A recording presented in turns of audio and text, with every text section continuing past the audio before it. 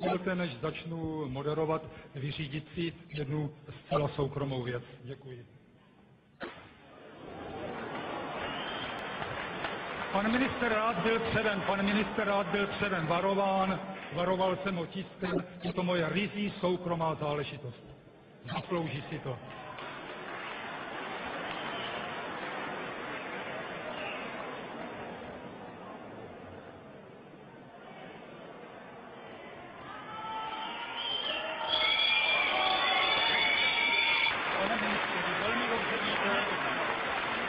Pane doktore, tady to vyřizovat nebudem. Vy jste mě napadl zbaběle ze zadu. Proč jste se mi nepostavil jako chlap čelem?